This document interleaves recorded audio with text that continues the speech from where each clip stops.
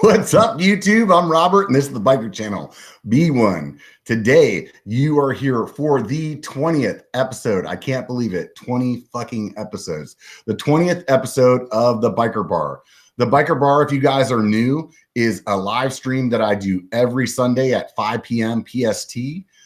Give or take, every once in a while, there's some scheduling things that might slide an hour or one way or another, but pretty much every Sunday, 5 p.m. PST.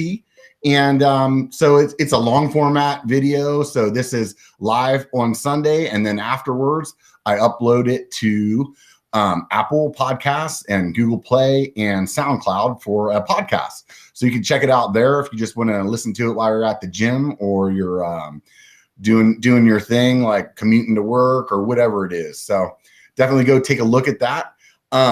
I have a couple of things that I do at the beginning of every podcast because I don't have sponsors. My sponsors are actually all of you guys. You guys sitting on YouTube, you guys home got a little Patreon action going on, whatever it is. You guys are my sponsors. So this is my commercial break. First of all, there is one thing that I do want to point out. If you guys are on or were on the live stream, I got 2 stickers that came from 2 of my subscribers that I really wanted to throw a big shout out to them.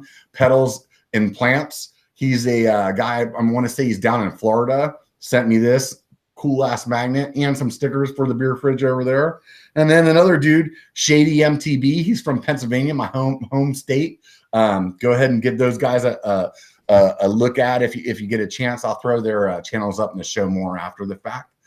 So I appreciate it, man. They jumped onto my website, biker.com, B1KER.com, and grabbed my PO box and sent that out to me. It was really nice. Got a little letter from them and everything.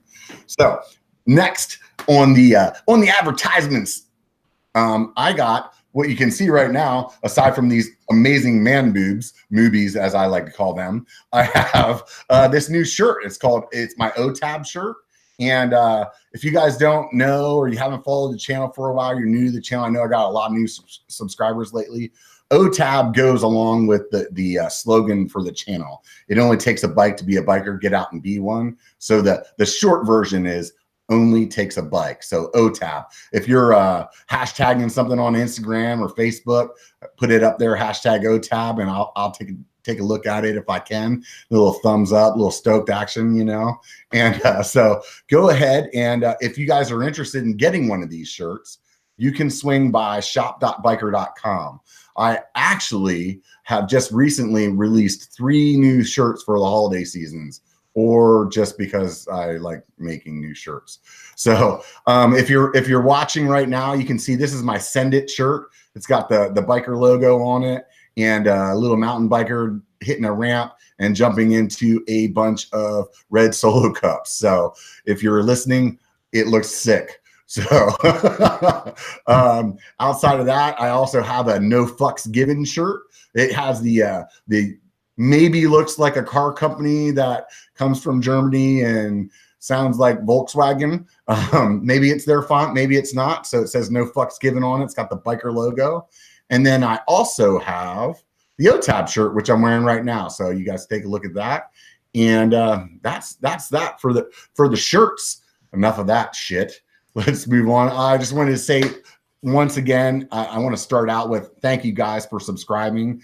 Thank you guys for liking the video. If you're a lurker and you're just stopping by, it doesn't take much effort to go ahead and hit the subscribe buttons down there in the right-hand corner. Hit that button. If you guys like what you're seeing and you want to see more of it, anywhere in the middle of this, if you laugh once, hit like. I mean, it doesn't take much, but it actually is what keeps me motivated. So tonight, I am super stoked to have this guy on. His name is Eric. He is from Texas, and we won't hold that against him too long because I am a Cowboys fan. However, he does run a YouTube channel as well, and it's something about surviving adaptive mountain biking. So I think we'll go ahead and let Eric go ahead and say hello and maybe give us a little intro to what his channel is about. What's up, Eric? Hey, how's it going? So yeah, I run No Front Brakes, and it's about riding a mountain bike with a prosthetic arm. And trying to step outside of your comfort limits and push yourself just a little bit harder and improve and do things you wouldn't have thought you were capable of doing. So on your slogan, that's on the header of your YouTube page. It says adaptive mountain biking. And I am like as far away from fucking being politically correct. I grew up in the 80s and we're not really good at that. You know, like we say stuff like retard. And now, you know, if you're a millennial, that's not good. I'm supposed to say like vertically challenged or like, I don't know what the hell it is, but anyways, what exactly is that like is that the best way to go ahead and say that you're missing your arm? Yeah. So like adaptive athlete is a term, kind of like a blanket term that's used to describe people that, I mean, they could be like myself, missing an arm, missing a leg. They could have vision or hearing impairments, whatever it might be. The adaptive athlete umbrella is just like a way that it's like a catch-all statement to say someone who's riding bike in a non-conventional way or doing any sport in a non-conventional way. In my case, it happens to be riding a bike. So does like being 290 pounds count? I mean, I don't know. I don't really know the rules. Can I identify as being adaptive? Oh, sure. As an ambassador for adaptive athletes, I welcome you into the club. Thank you very much. I appreciate that. I saw you're tilting back a beer there. What do you got? Yeah, it's from Oasis Brewing. It's a Texas brewery. This is called El Grito. It is an Austin Gose. I don't know how to say it. It's a sweet lager with lime and sea salt. Ooh, it's a very, very Texas beer. Dude, Texas, like my lady, she lived down there for a while, and she said that beer salt down there is like super fucking popular. Mm-hmm. What is the deal with that? Like, I never even heard of that. And then whenever I moved out to California, like they have it in like, you know, on the counter by Mm-hmm. where you're paying. And I'm like, what the fuck is this? Like, what are you a beer salt guy? I don't typically, but yeah, it's at it's funny because, you know, we're both from PA. And so like there was, I don't know if they do now, but when I lived there, they didn't sell beer in like a gas station. And so it's weird. They just really started, and not at gas stations, but I think it's like certain like grocery stores. Mm-hmm. Otherwise, you had to go to a beer distributor. Yeah, you had to go to a special beer store. But it was weird when I moved down here, and I'm like, why is there an island of ice in the middle of the gas station, or like, you know, why is there a whole aisle at the grocery store with just beer? It was a little bit of a culture shock. But yeah, at gas stations they have beer salt. It was by the register. In the ass, man, because the beer, like there, I don't know how old you were when you left Pennsylvania. I may or may not have been old enough to be buying beer, but I was. And like you could only get beer at the beer distributor, or there was like a loophole because the beer distributor closed at like 9 p.m. Mm-hmm. And so if like you're having a party, you ran the fuck out, you're having a problem, right? So, but like what you could do is you could go to the bar and you're allowed to take out a 12-pack at a time. So like you're like, you can't go to the bar and be like, oh, take one to go. Yeah. And it was usually like a back entrance to the bar. Like you couldn't even go up to the bar and be like, I'll have a 6-pack of this. You had to go to like a special doorway. They have to keep it's so weird.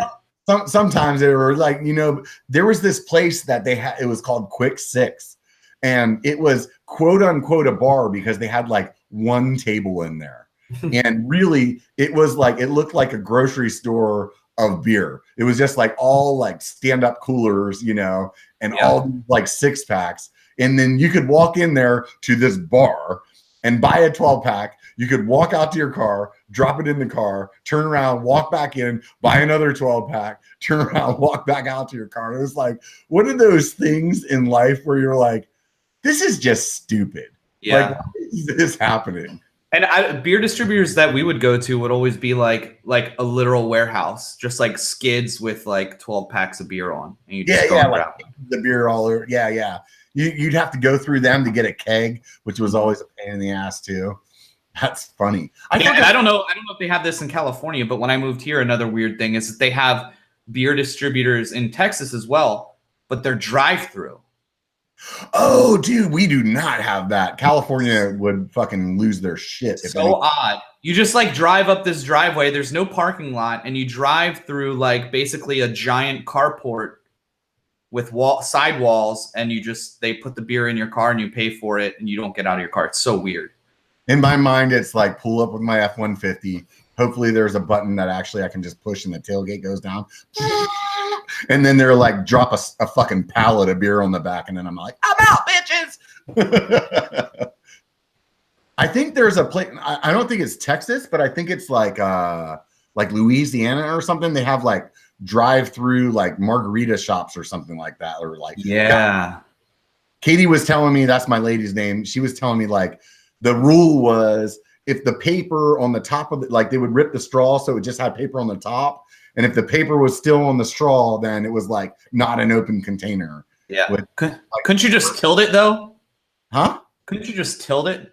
Like, I don't know. The first thing that came to my mind was like, I would definitely just have another straw in my car. And like,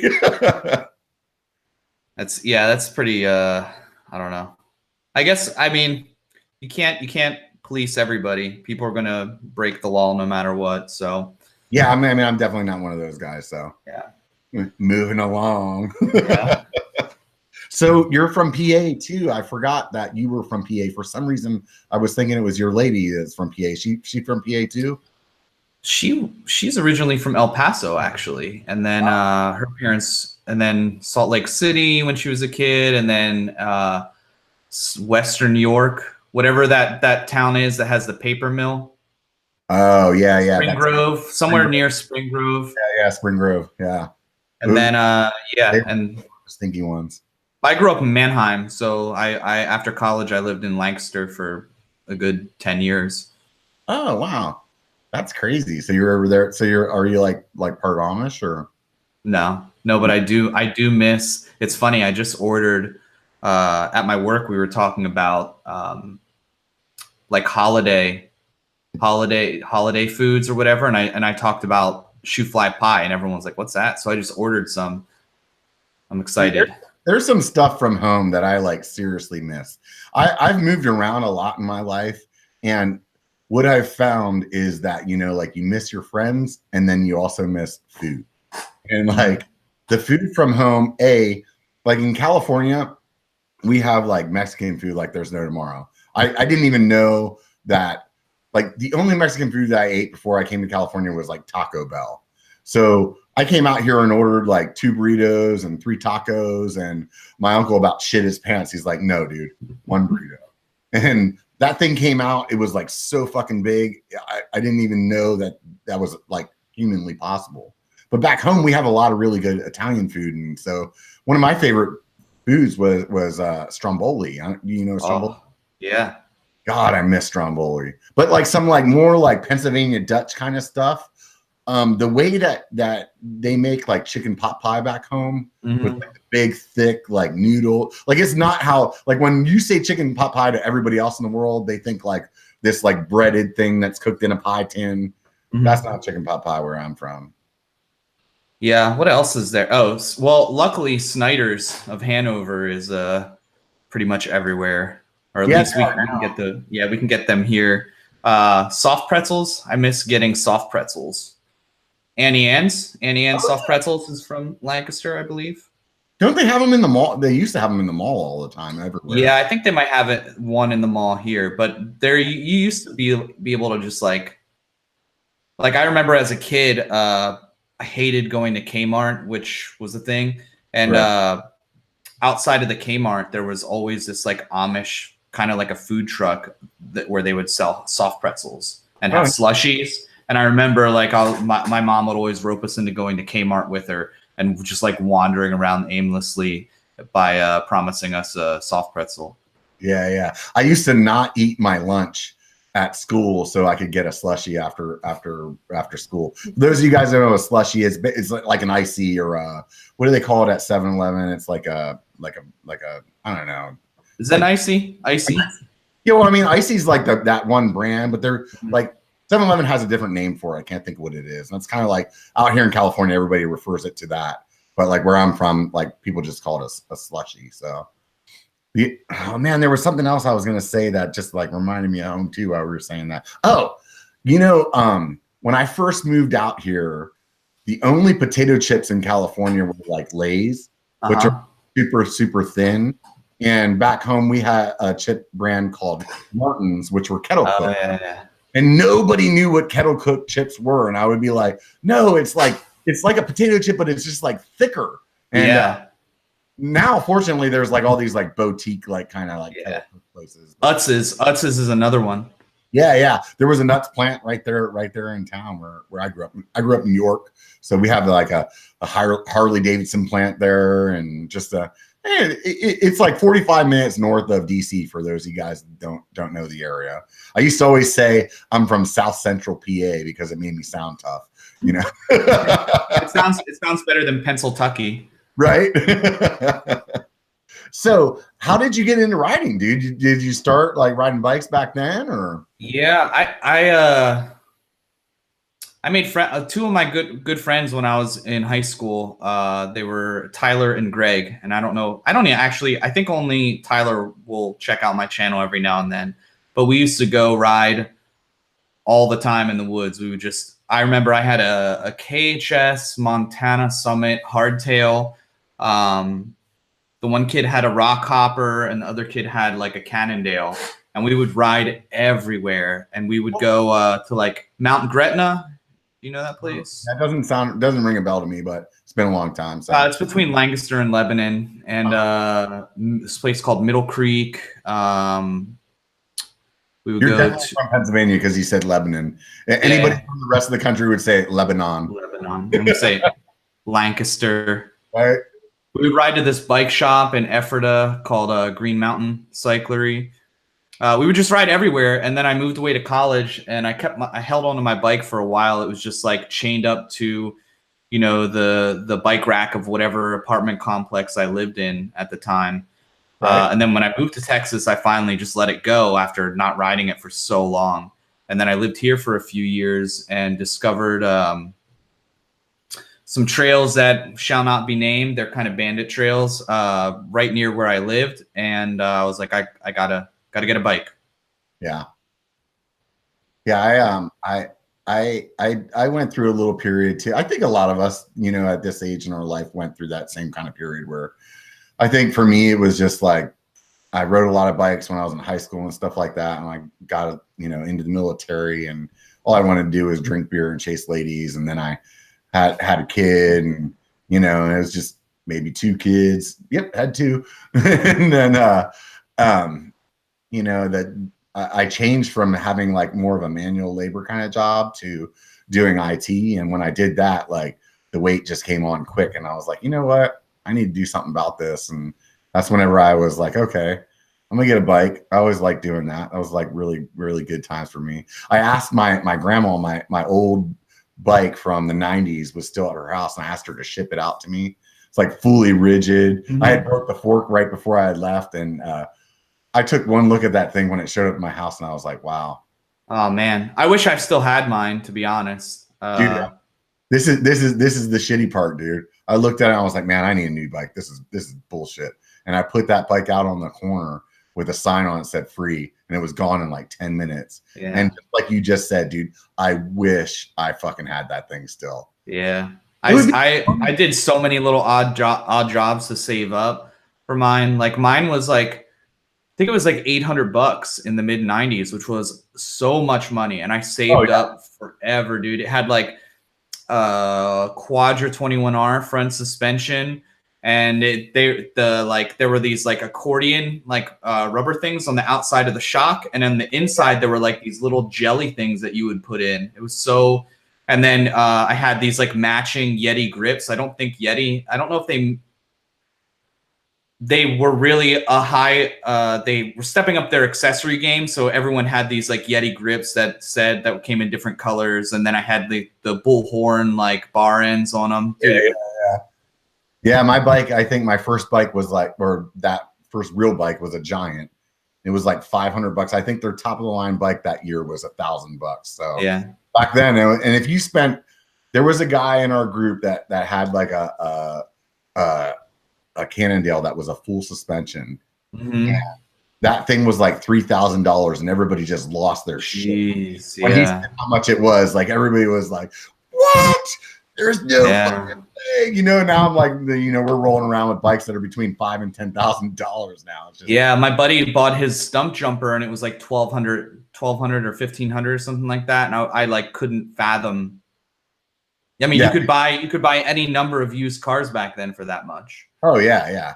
It's just it's crazy how things have changed over the years, man. It is definitely just yeah. You know, and back in our day, I feel like we're supposed to have. We used to ride uphill both ways in the snow. You know, changing gears a little bit. Back to your adaptive riding. Mm-hmm. When you first started your channel, you were actually riding with just the rear brakes. Was it that? Yeah. So what I had done, and my, you know, it's funny because now I actually use front brakes, and so people every now and then I'll get a new person that like tries to call me out and be like, you know, you should do this so that you can use your front brakes. I'm like, well, they're both over there. I use them both. But when I started, I had a dropper on the left. On the right hand, I had the like a lever, a push shifter.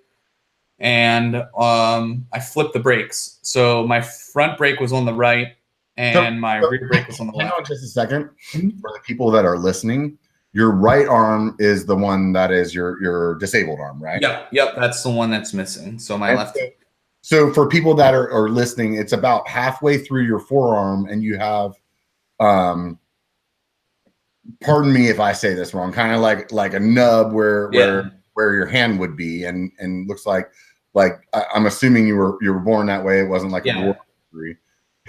Yeah, my forearm is like half the length of probably about 3/4, 2/3 of the length of my other forearm.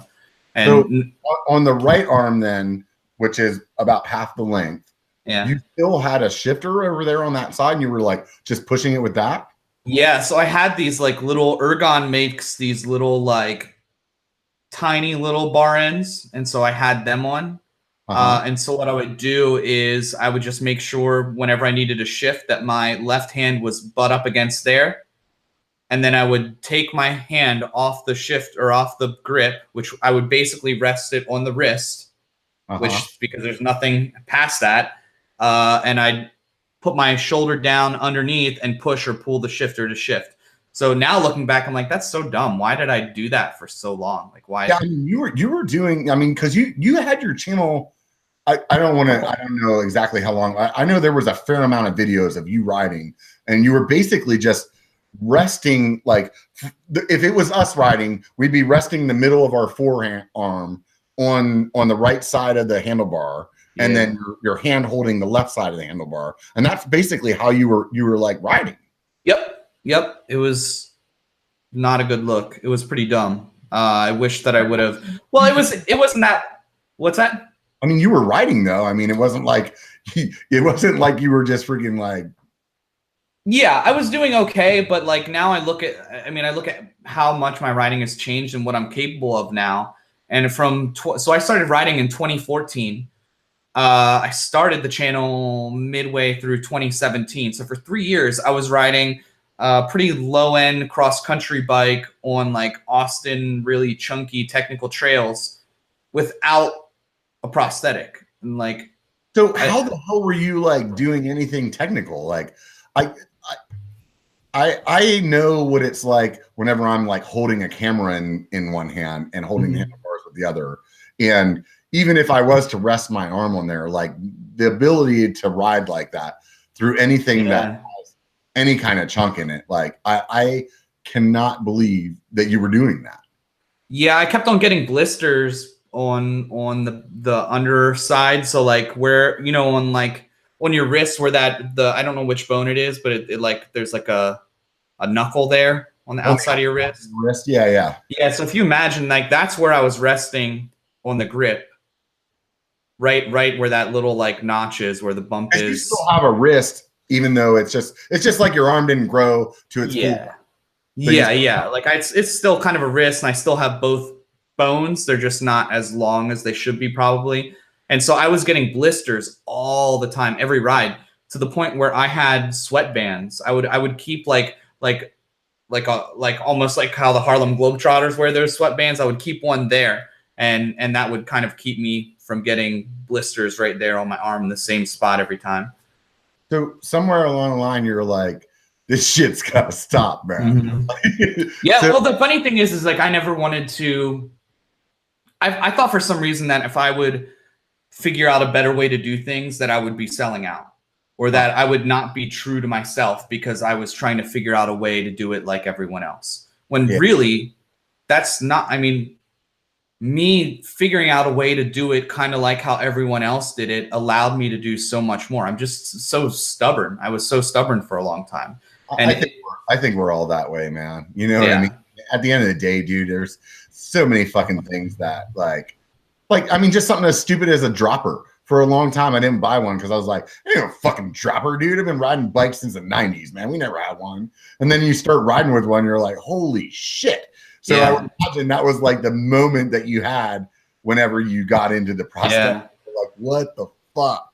And now look at it. Like if someone said, hey, I will give you this hardtail with a 150 millimeter dropper, or you can have this, you know, like mid-travel 29er full suspension bike with no dropper, I'd pick the hardtail. Oh yeah, dude. Like I just, you know, you can't imagine riding without it. And it's the same way for me now. Like I can't imagine going back to the way that I was riding before. So how do you go from the way that you were riding to having this prosthetic? Because I think there's a pretty interesting story there. Yeah. So I had gone out and ridden it's called Pace Bend, and I have a couple of videos on it. And there's this guy, Leaf. I don't know which way he prefers his name said, but he built a lot of trail out there. And so I was on like a local mountain bike message board posting pretty frequently, and he messaged me and said, hey, you should really talk to my friend Aaron. He runs a prosthetic clinic, and he also owns this company called Chumba Bikes that makes titanium hardtails. And so I was like, yeah, okay, I'll do that. I'll reach out to him. And he gave me his number and this other guy, Vince, that works there. And I texted them and said, hi, I'm a friend of Spice Wookie, which is like his like online moniker that he was going as. And he told me that I should meet up with you. I only have one hand and I ride bike. And I just bought so like in April, I bought my high tower, and in July is when I started putting out videos. And at that point it was August. So I had a month of videos. So maybe like 8 videos or something like that. And that's when I reached out to Aaron. I said, hey, you know, I have one hand. I just have this full suspension bike. I'm getting better at biking, but it's not optimal for me.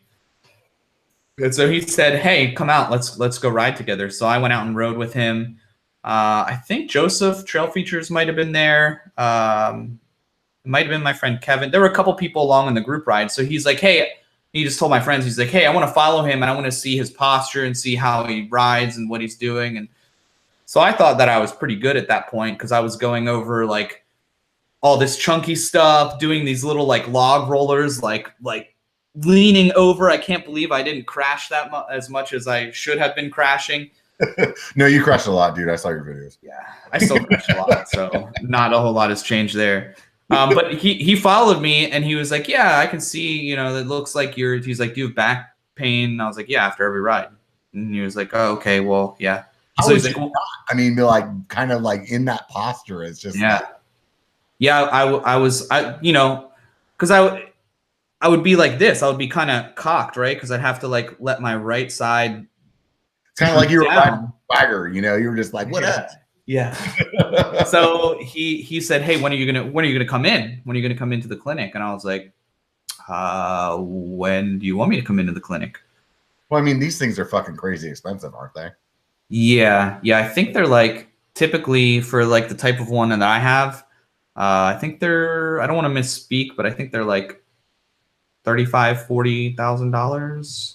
So you're thinking, yeah, I'll come in, but there's not much I can do with you, bud. Well, I just wanted to see, like, I mean, what's the? I mean, is that something that like insurance would cover, or like for you? Yeah, insurance covers it and did. So, but you just never did it because you were just like stubborn as fuck. Yeah, and plus, like, I mean, I look at it like my high tower was at least a couple grand, right? And so my share of it was like 2 high towers, right? So yeah, so I don't want to get into too much of the details on what it actually ended up costing and everything, but I understand. I just kind of want to set the stage so people understand it. Yeah, they are expensive, and it's because each one is made custom. And each one is a couple appointments, and each one requires, like, so mine required, I had to go in and get fitted, which means they basically do like a cast of your arm or your leg or whatever. And so they take a cast and then they do an inverse of that cast. And then they make this, Aaron could probably tell way better than this is just my guess. They make this like rubber pour of it that fits on your arm then. So it's like this really thick rubber. And then on the outside, then they take carbon, like carbon fiber, sheets of carbon, and they wrap it. And then you have a carbon fiber hard outer sleeve. And then inside, like an upgrade, or is like usually it's aluminum, but then you can get carbon fiber, or I don't know. I think most of them are carbon fiber. I don't know if that's like an upsale. That was a bad joke, dude. I get it. No, I don't know. I don't know what other. I only know what I have. I can tell you because I had one when I was a kid. When I was like, I probably stopped wearing it when I was like 11, 12. Yeah. My mom probably knows better than I do when I stopped going. There's a bunch of people in the prosthetic industry. They're like, oh, carbon's for bitches, man. You got to ride with them. Yeah. The carbon cracks. Yeah, right. So tell me, dude, was it the first ride with riding with that, or did it take a couple of rides before you like had your mind blown? First ride, but the first ride was also really difficult just because I'm not used to it. Right, because now you're trying to learn like basically to ride completely differently. Yeah. So what was the thing that stood out to you the most that made it so hard? It's because you're essentially attached to this thing. Like the way that this thing, like it's strapped onto your arm and then it like clicks into like what kind of looks like a hitch for a truck, like a trailer. Yeah. You kind of drop, and it's loose. Like it doesn't click in. Like the prosthetic clicks onto my arm. Like so I'll get into it a little further. So inside that thick rubber layer, or I don't know if it's I don't know what kind of fat, or it's some sort of. I don't think it really matters. I think the point of it is that whenever it clicks onto the hitch on your handlebar, it's loose. So it's not. It just hangs on. It's just like take your hand and make an O shape, and then imagine putting it onto like a truck hitch and holding on. So it's loose. It wobbles around. I have to make sure my angle's right. I have to keep tension on it. So as I'm riding, not only am I thinking about, all right, now I have to keep my elbows out to keep my shoulders square so that I stop hurting my back, but I'm also focused on like, okay, I'm still going over the chunky stuff. I'm still riding, because Aaron told me when he first gave it to me, he said, go out in your neighborhood, ride some hike and bike trails. And so I was like, okay. So I like pedaled around my cul-de-sac a little bit. And then I was like, hey, I'm going to go ride Pace Bend Park again, which is like all rocks. And he's like, dude, like, it's not what I told you to do, but I'll go. Right. So he came with me and we rode it again. But yeah, aside from like, it wasn't so much like, it hurt a lot less because me having, a bunch of sweat on my arm from it now being in this like wetsuit arm sleeve thing compared to like my back being in pretty bad pain after every ride. That was like completely negligible. It didn't bother me. but I had all these mental things that I had to remember. So I'm like the whole time I'm like really thinking about, okay, elbows down. And so I kind of had to relearn how to ride a little bit. When you're a little bit of a meticulous guy like that too, so I can see you going a little bit over, like really like kind of like overly thinking things through, right? Yeah. Details. The details are I get so hung up on details. So not only that, then you had to also, you were shifting with your right arm. Now you can't do that. Mm-hmm. That was more of a concern than me figuring out how the prosthetic was going to work, because Aaron was already an expert at that. He knew how that was going to work. He knew how it was going to attach to my bars. He knew this company in Boulder called TRS Prosthetics that makes 2 different mountain biking attachments. So he knew that we were good there. But we didn't really know what to do, or we had to figure out was, how am I going to shift my cockpit around so that I can still ride? And so what we decided to do is go to grip shift, which is typically on the right. But we flip it around, so it's a reverse action. And I was super against grip shift because my friends had them in the 90s, and they were constantly messing with their derailleurs all the time, because it would like it's one click moves it too far, and then you're jumping between gears. So I was like, man, I don't want to do that. But we put it on, and grip shift is great. I love it. In fact, I think a lot of like cross country riders are starting to use grip shift now. Have you thought about using like electronic shifter now, or it's just like a button? I have one. The guys at Archer Components sent me one. I haven't set it up yet, just because I want to make sure that I have a solid like week or 2 to play with it first, because I want to make sure that, if I'm going to put this thing on and I'm going to try it out, it can't be during race season. And It can't be during some time where I already have a prior obligation to go do something crazy or go to a bike park or go. You're going to have to relearn, because I mean, your muscle memory is changing gears by grip shifting, not by buttons. So once again, it's something new. So we figured out dropper goes on the left. It's already on the left. Grip shift replaces what's on the right. I had SRAM guide Rs, so we could stack they have a really thin profile, so you can stack those. So really everything is on the left-hand side. So wait a minute. What you just said there is, now you decided to start running both brakes. So now I do run both brakes. So at that point, you were relearning how to shift now, and then also somehow like fucking claw shifting or braking with like, I don't know, like how do you have extra fingers on your left hand? No, I mean, so I also it's like, how the hell are you holding the bar and using 2 brakes? And like, that is just crazy. Yeah. So I also switched to Gurgaon Grips. I think the ones I have now are Gurgaon GP1s, and they kind of have, let's be honest, they look like grips for the elderly. Like they're like really ergonomic, and they're like, they have a flat profile. Yeah. But that allows me to wrap my pinky and ring finger around the bars, and I don't even use the front brake as much as I use the rear. But so sometimes it'll just be, just like normal. But the ergon means I have more surface contact with the palm of my hand and my bars, which is like super important. Yeah, that totally makes sense. So, I know there's some systems where they make the hydraulic brakes like go into one handle. Have you looked into that? Yeah, I actually have one of those too. This company called Outbreaker sent me one. See, so what I want to do, I'd like to pick up another bike at some point, and then have one bike that I use for all my experimentation.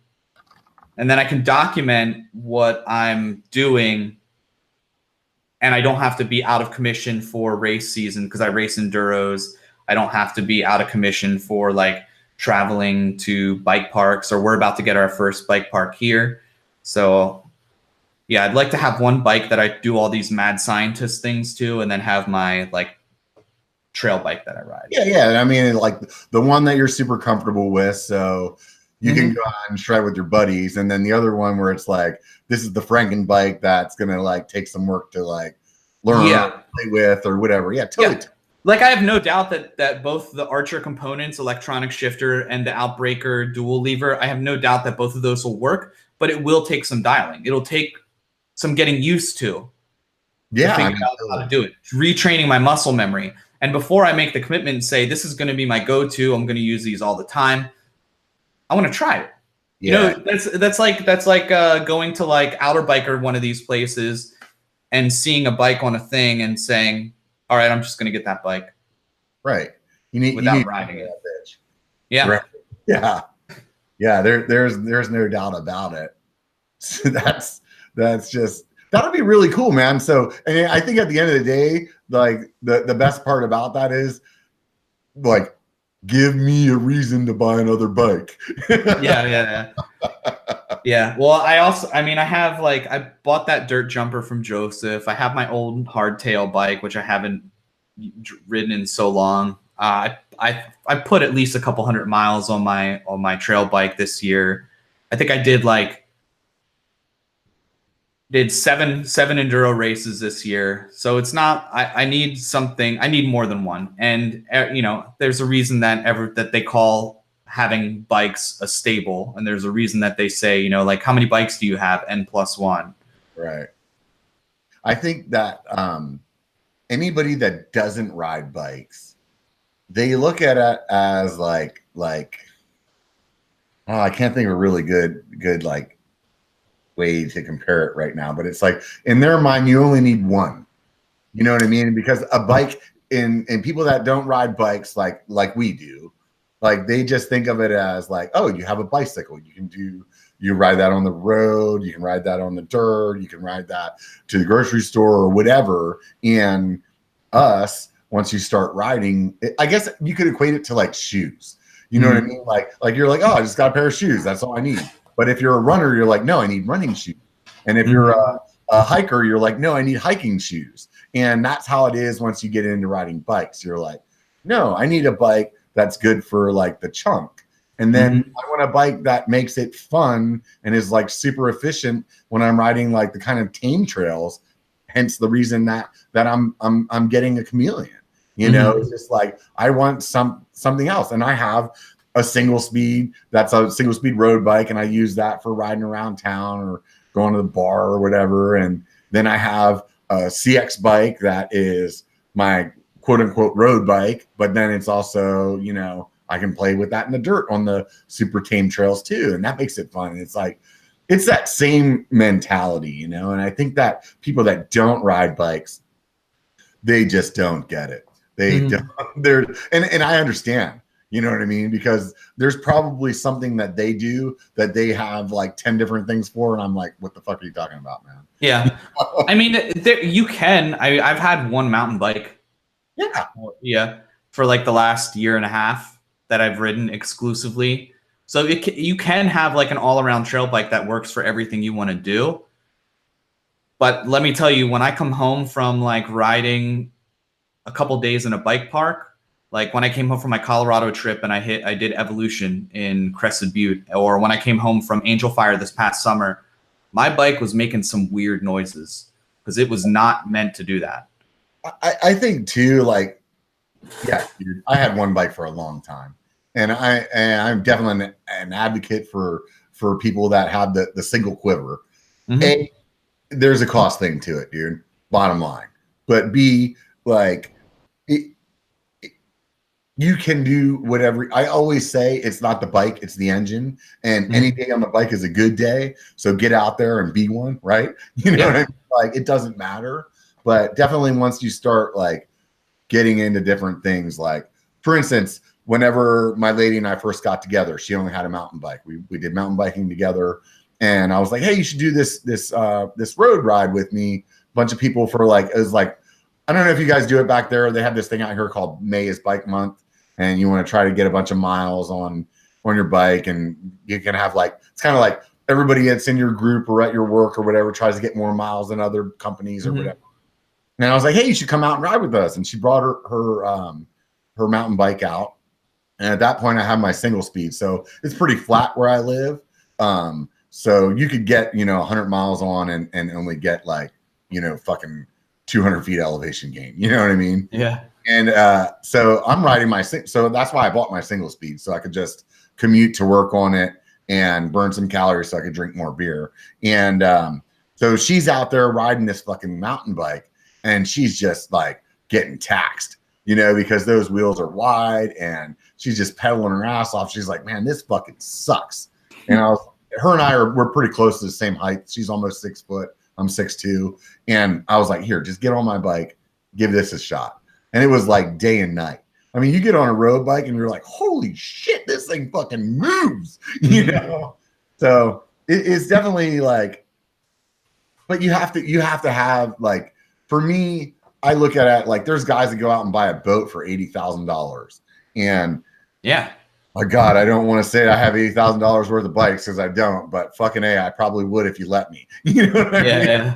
Yeah. Yeah. Or like it's funny because like there's all those like midlife crisis hobbies or whatever, like motorcycles or boats or like, like classic cars or whatever. And all of those, they're all so much more, it's funny because while I do think that there's a really good market for like the budget bikes, like really good beginner intro level bikes, because you need to figure out whether you're going to keep whether you're going to keep riding a bike and whether you like it before you spend, $5 to $8 grand on a really nice bike.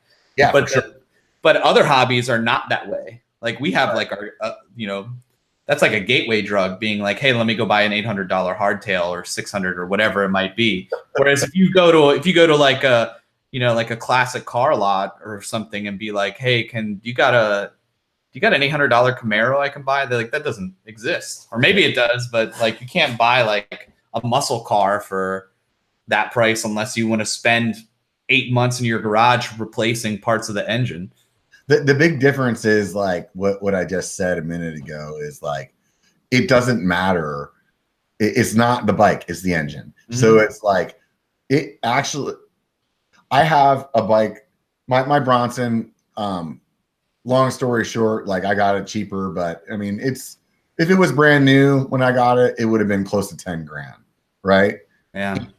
The amount of fun that I have on that bike compared to the 12-year-old Profit that I was using at the time, that, was a $2,000 bike that you could buy on Craigslist at that time for $600. Same amount of fun. Like the fun doesn't change. Yep. Like you maybe are tackling some stuff a little better or a little easier. You got some, like, hey, the climbing profile on this thing is a little better. But at the end of the day, dude, the amount of grin that you have from the time that you start to the time that you finish, it doesn't fucking change. Like you're only buying that to like maybe up your game or to like make yourself feel a little better about it, Yeah. Because like tell me how many parts have you bought that you thought this was gonna change the shit, right? Like the first time I got like carbon wheels, I was like, dude, I'm gonna fucking climb so fast. I'm gonna like rail in corners. I'm gonna be like fucking pink bike, dude. And like you got out there and you did the same thing you did the weekend before. Yeah, the only exceptions to that would be like a different a shock that might be a little plusher or something like that. Or a dropper. There's dropper for sure. But other than that, like if you're upgrading parts on your bike, you're more or less doing it because it's nicer, or all of those small incremental changes will add up to a better ride, right? So, but it's not going to go from like, hey, I did that run in 25 minutes and now I did this and now I'm doing it in 15. Mm-hmm. Like it doesn't go that way. Yeah. You know what I mean? The only way that you get to 15 from 25 is fucking sweat equity. Mm-hmm. That's it. That's the only way to go about it. Yeah. So earlier you said that you're doing racing. Like, has this been something that you were doing before the prosthetic, or once you got the prosthetic, you were like, oh, I want to. I would not have done it before, because I did one. I can't remember whether I did one or two races. I did a race, like a cross country race when I was in high school, and I was like in way better shape. And it was one of those where you sign up and you have to get this thing called a Norba pass, which I think is like, I didn't really understand it then, and I don't understand it now. You basically pay $25, which allows you to enter a race. It's almost like someone that like has like speaking lines in a film. You have to be a part of like a certain thing to. Yeah. It's like a special club. It's North American Biking something. Yeah, regional bike. I don't remember what it stands for, but you used to have to do that. And so like I when I got back into it, I was like, first of all, I'm out of shape and I don't have the lungs to do a cross country race. And a bunch of my buddies were like, oh, you should go race enduro. You should come do this race or that race. And I was like, I don't really, because I remember early on, I remember hearing Alex, I remember watching one of Alex's videos, and he said he played like soccer and a bunch of competitive sports, and he didn't want his hobby, the thing that he loves to do, be about that competitiveness. And so someone said, well, if you go race an enduro, it's like super chill. It's like not judgy. When there's like a podium, when there's awards at the end, everybody is there and everybody's like eating and drinking and having a good time. So I thought, well, I don't want it to be racing to be about the competitive part, or for me to like really have that be my primary focus for racing. So I'll just keep that in mind and go enter my first one. And that's exactly what it was. It was like a really great community. Everybody went and raced. Everyone was like, it's like a party, 1 weekend long party, every race. So the first one you did, where did you rank at? I signed up beginner, and there were 24 racers and beginner men, and I was like 18. So a little bit closer to the back end. Recently, you did another race. Where are you at now? So when I raced last spring, the one you did, I just saw on your channel. Oh, the series that I just completed. Yes. So there were 3 races in that series. I was in 30 to 39 men. I was 12th out of not beginner anymore though. Not beginner, just open. So like it's anywhere between the age of like, it's 30 to 39, but it's anyone that's like anywhere from like basically if you win this, you rank up to expert. Okay. Like you get pushed up to expert from here. So I'm in just the open men. Yeah, intermediate. Intermediate's you bumped up from beginner to intermediate. And where did you show up on this one? There were about, between the 3 races, there were a total of like 60 people, and I got 12th. Now, part of that is just the fact that I registered and showed up for every race. So I'm sure that because you get points for the series. Hey, check this out, dude. I don't give a fuck, dude. 12. Yeah. It is pretty cool. It feels good. It's funny. Like I never dwell on accomplishments for very long before I look to the next step or the next spot that I want to be. Whether that's with like YouTube, whether that's with my career path, whether that's with just riding and racing, like that's always how my mind has worked. And so I'm thinking about, okay, well, I need to do this. I'm going to do this. Thinking about the next steps so that when the next series starts in January, that I can do that much better. So what is it that you feel like, I mean, obviously the prosthetic changed your game, but was it confidence that came with that, or like being able to add skill set because of having like a better platform? Like what was it that made you really jump from the bottom end of the beginner to the higher end of the intermediate? Just repetition. Like it's easy. Well, it's easy when you don't run a YouTube channel, but it's also easy when you aren't invested in it. Like I had the prosthetic and I was running the YouTube channel, it would be really easy for me to be like, well, it looks a little cloudy today, or it's a little too hot, or whatever excuses, or I didn't sleep that much last night. It's really easy to just make excuses for yourself to not go do something.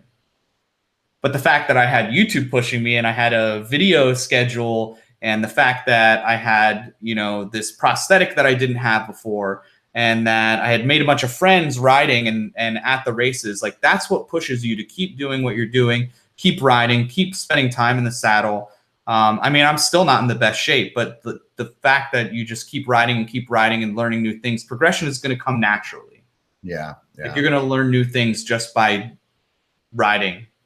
Dude, the YouTube channel definitely pushes you. I mean, that was one of the things that if anything that I could or not if anything, but one of the things that makes me happy about my channel, and part of why I started it, was because I was in this always doing the same shit kind of mode. There was 3 or 4 places I rode all the time. That was pretty much always it.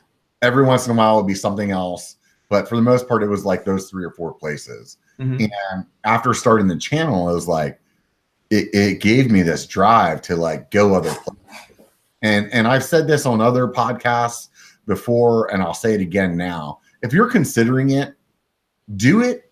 If the only reason that you decide to start a YouTube channel is that it makes you go ride other places, that's worth it alone. Alone.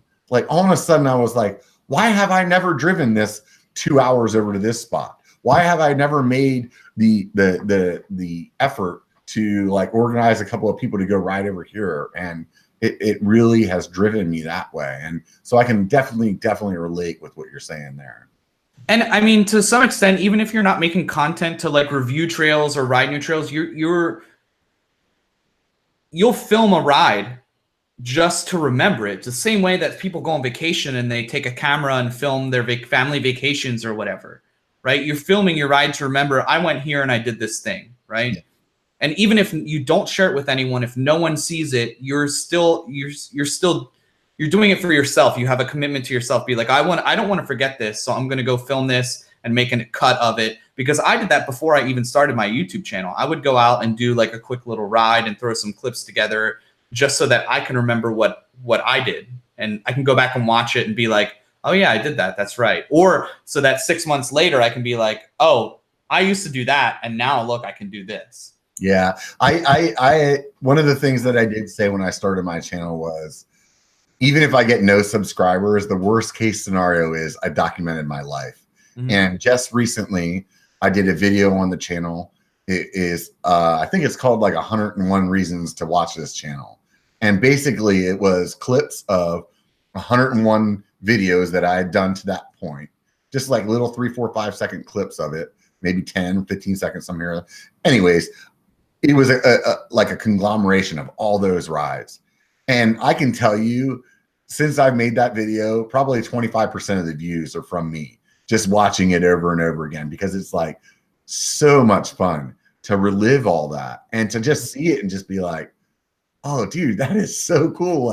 Look at all these fucking places I went. Look at all this stuff that I did and all those friends that I've made or all those beers that I drank. It's just awesome to do, to reflect on, And at the end of the day, I mean, I could get run over by a bus tomorrow. And if that happens, my kids and my family, they could log on to YouTube. Hopefully they subscribe and hit the like button, and they'll be able to see all that shit though, Yeah. They won't have to smash the bell for notifications then. Yeah, no, they won't have to. But yeah. I mean, that's another thing, is that even if it's not just yourself getting amusement out of it, it's kind of it's almost like you're creating a legacy, as self-serving as that sounds. If something were to happen to any one of us tomorrow, our videos aren't going anywhere. They're going to be out there and people are still going to watch it. And that's crazy. That's amazing. Think about it. 100 years ago, what was your legacy? Someone would walk by a graveyard and see a tombstone and know that you're buried there. Now, yeah, because your friends, your family, I have hundreds of hours or maybe not hundreds of hours. I don't know how much, a lot of fucking time they could spend watching me be a jackass on a bike and like hearing me laugh and talking about whatever. Like, I don't know if you've ever lost somebody close to you, but this is going dark real quick. But I mean, that's it's definitely something that like you'll look back on. And even for me, like, let's say nothing happens and one day I'm 70, I will be able to look at all this and be like, dude, that was fun, man. Yeah. And then I'll be talking shit to myself. You should have hit that drop, you Yeah. So I had a really good question and now I forgot. No, I just remembered. Sweet. So why YouTube, dude? So there were a bunch of, so I had been watching a bunch of YouTube channels. Everyone, I feel like a lot of people start with Seth just because he's been doing it the longest out of any of us, but also like Brian and Alex and you, and who else was around back then? Like BCPOV was just starting at that point. Jordan Boostmaster has been around for that long. So there are all these YouTube videos and everyone had this really nice stabilized footage. And there wasn't a whole lot of that around my local area. I'm going to cut you off just for a second, dude. I can't believe you just put me in the same freaking sentence as those guys, man. Well, you've been doing it for like a year and a half, 2 years, like if not longer, right? Yeah. You have longevity more than a lot of other channels. Definitely been around for a lot longer than I have.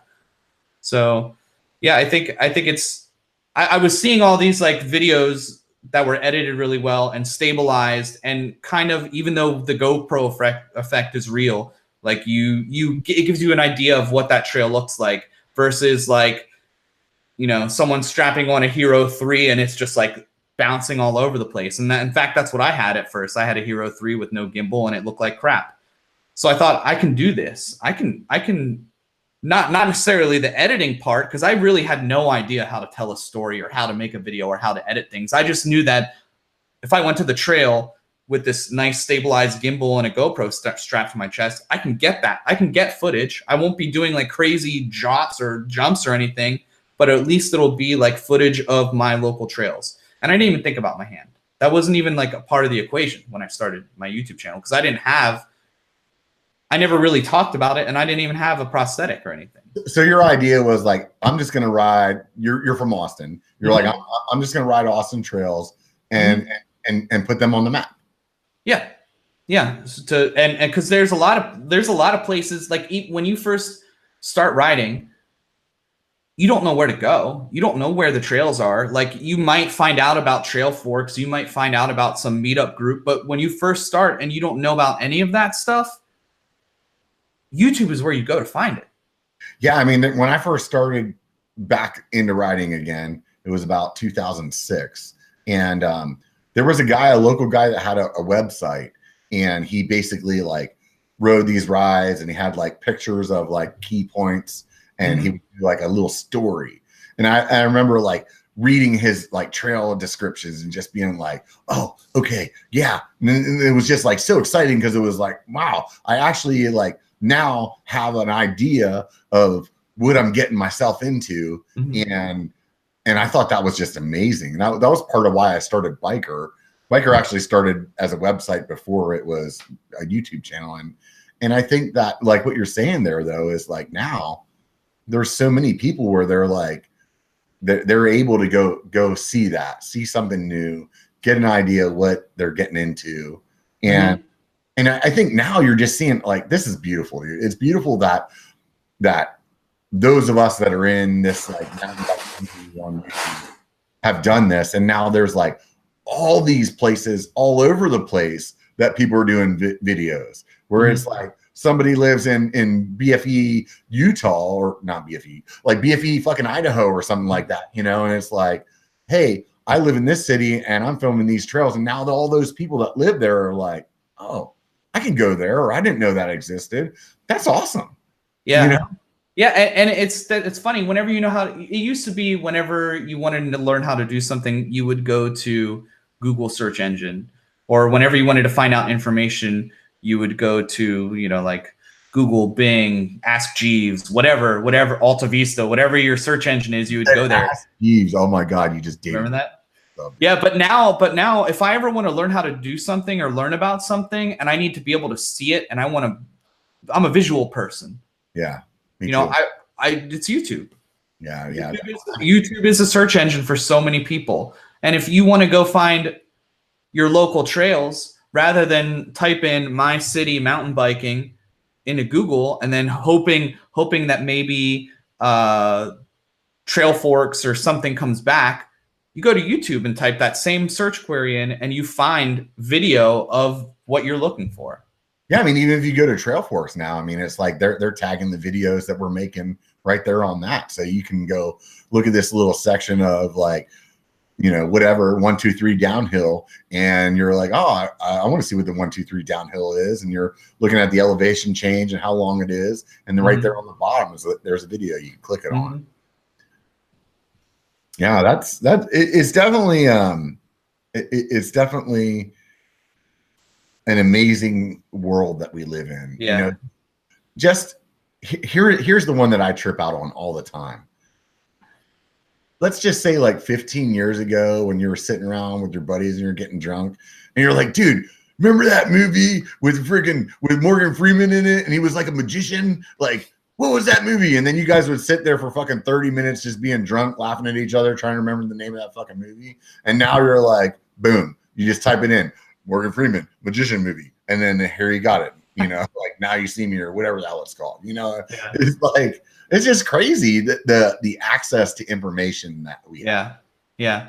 And the funny thing is like, I hate to say it that we use it, like we kind of trick people into going to places, but I love nothing more than when I film a trail and people watch it and they're like, oh, that looks like fun, I'll go do it. And then they go and ride there and then they're like, oh shit. Like I like making my stabilized footage make the bar look really low and having someone get out there, because that means that I accidentally just challenged that person. And that makes me so stoked. At the end of the day, man, what you're talking about right there is the GoPro effect. And I think that it is so real. And it is not something that I can explain to anybody unless you've watched the video. Like, you have to either watch a video and then go try to ride that trail, or make your own video and know when you got home and you edit it what it looked like. It's fucking ridiculous. And I can't tell you how many people, like, I actually did a video with a guy that was just getting into riding not too long ago. And on the video, he was like, dude, I was sitting at work freaking on my chair, like, this shit looked easy. Oh, I could do that. I could do that. And then he's like, look at Robert. He's a fucking fat ass. There's no way. And they're like, look at that dude. I mean, if he can do it, I could definitely do it. And then he's like, dude, that shit was intense, man. Yeah. Well, I even know about GoPro effect and it still gets me. Like, Brian was here last week and I took him to some of the toughest trails that I know about here, because I know he likes to be challenged. So I'm like, all right, I'm going to take him to the gnarliest shit, and he's going to ride it, and I'm can't wait to see what he has to say about it.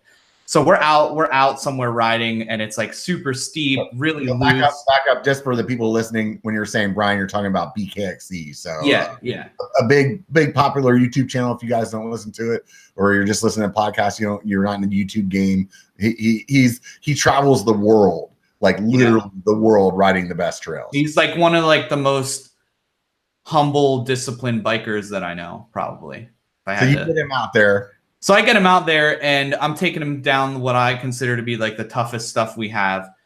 And I'm talking to him about Italy, which he had a trip, like 2 trips before he came to Austin, he went to Italy. And I was like, so what is this? Is this like, how does this rank in terms of Italy? Because I watched his Italy trip and I'm like, oh, that looks fun. I think I could probably do that stuff. And he's like, and he said something like, well, it's kind of like it. It's a little steeper, maybe, or Italy is a little steeper than here. And I'm thinking, what the hell? Like, the GoPro effect gets me, and I even know that it exists, and I have, I acknowledge that it exists, and I know what it looks like, but it still trips me up. Oh yeah, hands down, dude. I will say that when I see a video and I look at it like BC POV shit a lot, where I'm like, oh my God, that is steep. And I know in my head that if I'm thinking, oh my God, that is steep, it is ridiculous. Yeah. It is like ridiculous.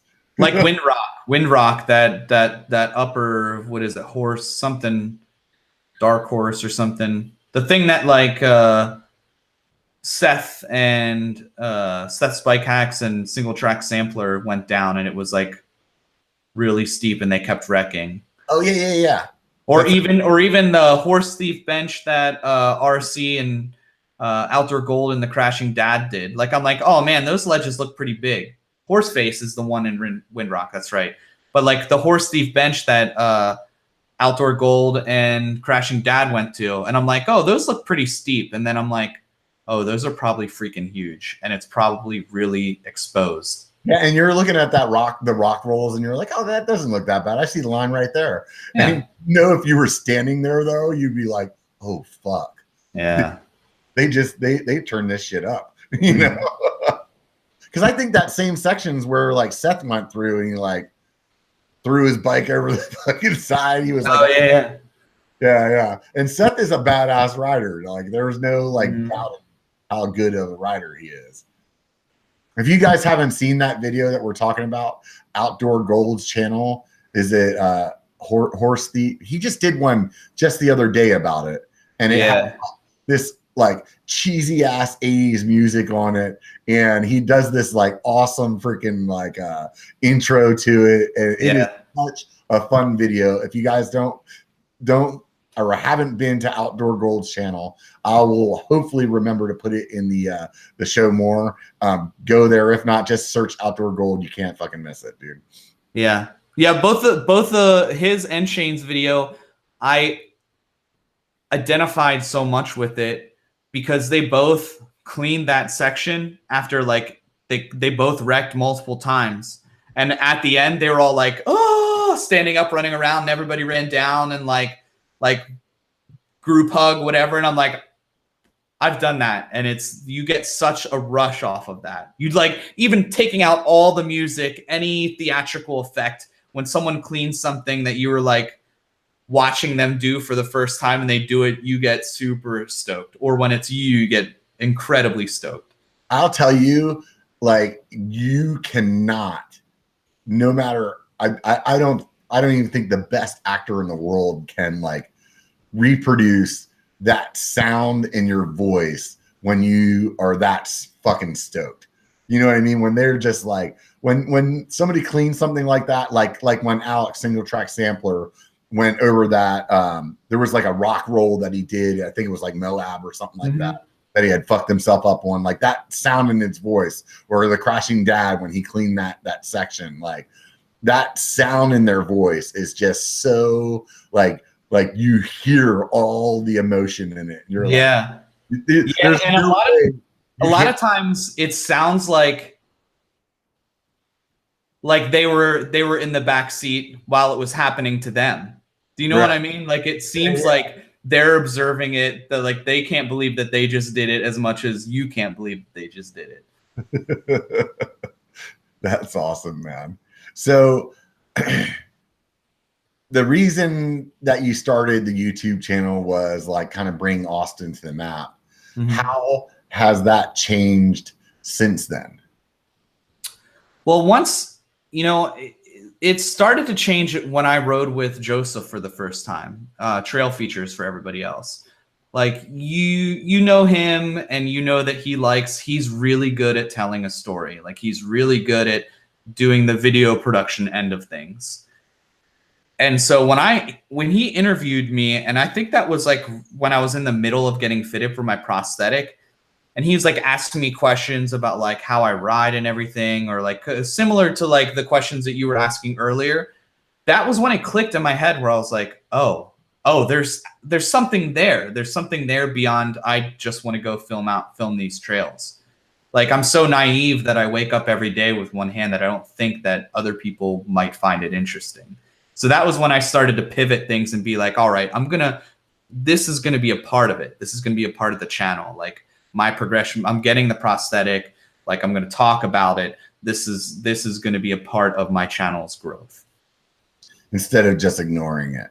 Yeah. Instead of it just being like trail. Now it's like, I went and had this appointment, or now I'm going to go back and hit this trail that I hit before, or now I'm going to go enter this race and be the only person there with a prosthetic anything. You know, like I didn't even consider like that was something people might want to watch. So I'm going to ask you this question, and then I'm going to fucking run out to the bathroom real quick because I am having some, I broke the seal earlier, had a little issue with that. I know the answer to this question, so I'm going to let you talk about it for a minute while I'm gone. So this is the deal. I want you to explain to people how much anxiety that you had about potentially starting Patreon with your channel and how much value that's brought to you. Okay.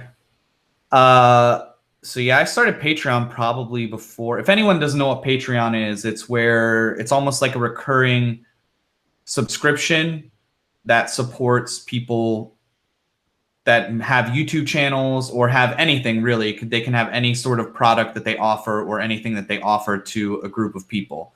In our case, it just happens to be YouTube. I'm going to sneeze. So anyway, I started a Patreon probably sooner than a lot of people just because I wanted my channel to be something sustainable. I wanted it to be something that I just wasn't constantly dumping money into.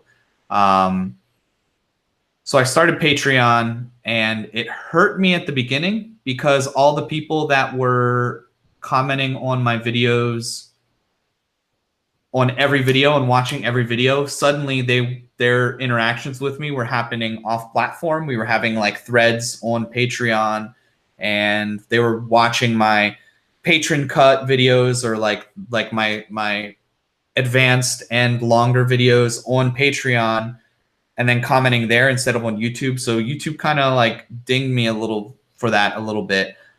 But now Patreon is great because I have a community, and you have your Patreon, and a bunch of our friends have their own Patreon accounts, and we all kind of subscribe to each other. Like we have our patrons, and our patrons tell us things. I put up polls there like, do you guys want to see more of this? Or do you guys want to, like the other day, I followed your lead and I put up, I had some Dakine 40% off friends and family coupon codes that they sent me.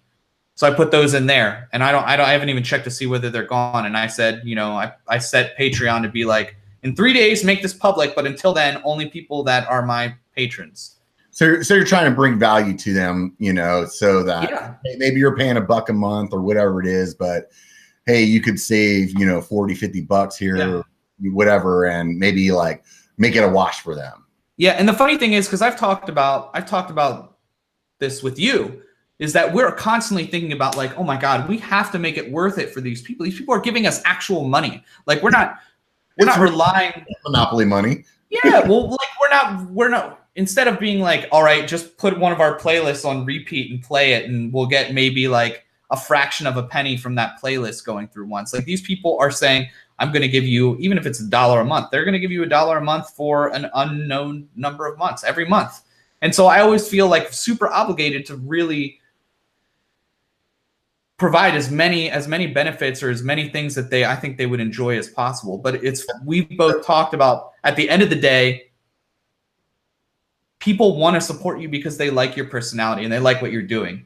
So I think what you're saying there is kind of what I wanted to hear from you. I'm gonna lead you a little bit. Okay. So, when you were considering doing Patreon, you were at maybe what? A little over 1,000? Yeah, between 1,000 and 1,500 probably. And were you thinking there's no way that people are going to want to pay for me? I just thought I thought it was too soon. I thought, yeah, that's basically what I thought. And I also was busting my ass on the channel, and I thought, I don't know how I could add more work to this. Like, so in hindsight, would you tell yourself, dude, just get your shit together? Just do it. Just create a Patreon, and then the people that already watch every video or already comment on everything, now they're going to get to do it 2 days earlier or whatever your turnaround might be. And you can because at that point I didn't have community. Not a lot of us had the community tab. So there was no way for us to interact with our people other than Instagram. And that's what sucks is like you use an Instagram or Facebook and you're like, hey, I want to tell everybody I'm going on a ride tomorrow and I want to see if anybody wants to go. And the only way you have is Instagram. And let's just say 10% maybe of your people are on Instagram, and they may not even be the people that are local. And but even then you have to post a picture, which you might not, like sometimes on my Patreon, we talk about serious stuff. We talk about things like that I'm anxious about, things that I'm like, that I really, because that I overanalyze a lot of things that I'm constantly thinking about, like,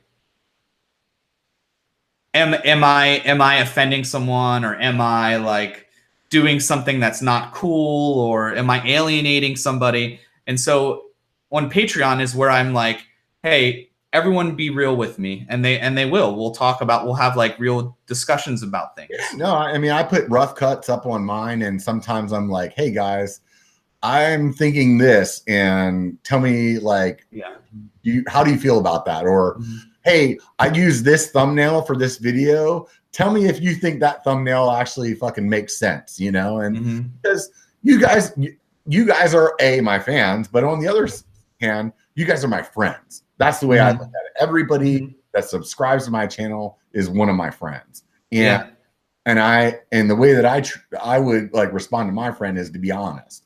And I would want them to be as well. Like, so I feel like with that group of people that you can be like, hey man, let me know what you think, even if it might hurt my feelings. And sometimes they have, but I appreciate that. Because that's what I'm fucking looking for, because these are my friends, right? So my friends, I want to be able to ask you a question and get an honest answer. Yeah. And not only that, you don't have to deal with being buried in some algorithm of YouTube, Instagram, Facebook. Your Patreon are people that come specifically looking for your content, right? So you don't have to worry about like whether Patreon thinks this other thing is more relevant to them than the thing you want to ask them or that you want to share with them.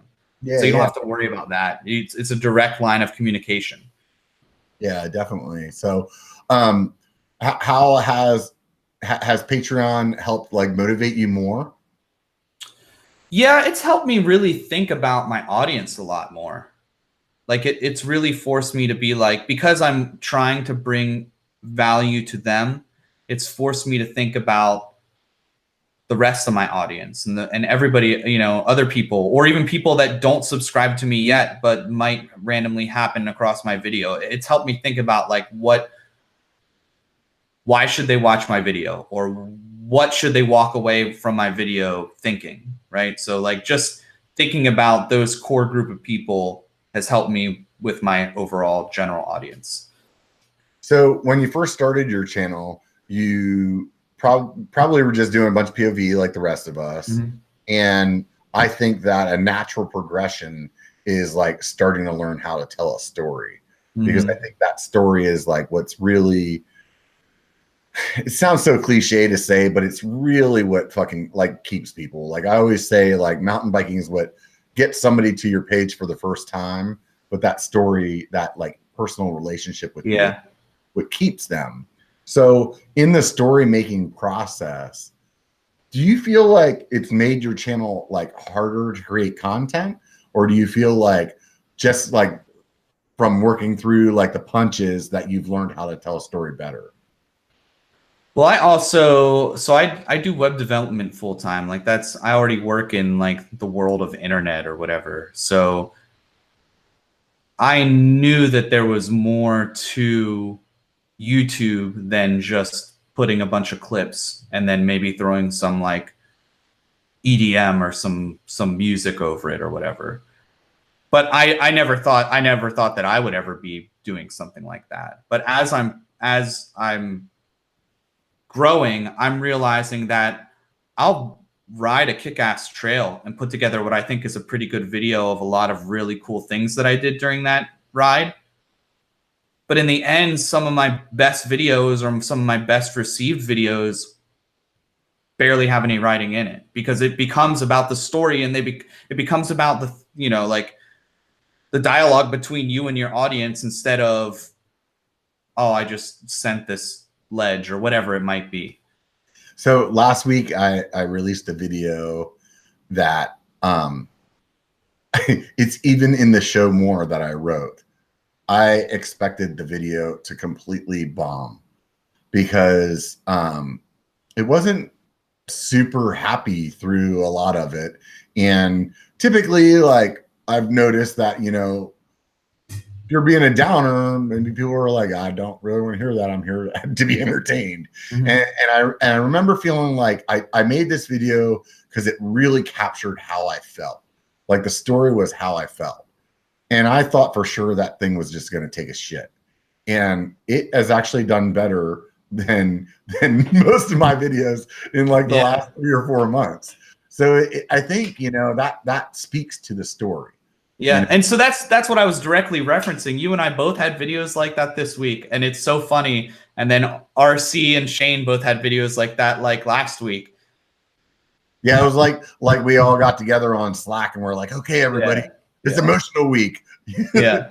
Like mine, I like wasn't sure if I was going to be able to make a video out of it because I didn't even make it through. Like, I only filmed 2 of the 6 stages because I wrecked. Did you like camera mess up or it was raining or something? I wrecked and it was raining, and I'm like, I only have a third of this race filmed. Like, how can I make something out of this? How can I make a full normal 8 to 15 minute video out of this? And then I was like, well, what happened? How did I feel? Like, the same way yours was like you just feeling like you were getting punished. And then all of a sudden you came to a familiar part of the trail, or you had a turn, and it just flipped. Like your mood flipped, and suddenly you were like hollering and being excited about riding and taking sketchy lines that you hadn't even tried before. And that's what makes your video. And the fact that it's real for the first half of it, because we don't all go out and ride. Like, we're not like a small fraction of people that ride mountain bike are pros, right? Or like really fucking good. Yeah. Or anything more than amateur, right? So that's the thing I think that at least I beat myself up with a lot. And I would imagine you can probably relate, is like, you're riding something and you're like, you want this to look cool. Like you at the end of the day, you don't want people to be like, this guy's a fucking dipshit, And so like you're riding in it. And when you get in your head like that, you're like, oh God, dude, I'm like shit in the bed right now. And the GoPro affects in like 150% at that point. And you're like, this is not going to play out well. I know this is not going to play out well. Oh, I was leading you there so I could go get another beer, but apparently you were leading another statement. Dang. It's okay, man. So now that I got another beer, I can just keep fucking talking. So, in the story making process, or no, better than that, let's say, out of the videos that you've done so far, what's the one that comes to mind that you're like the proudest of?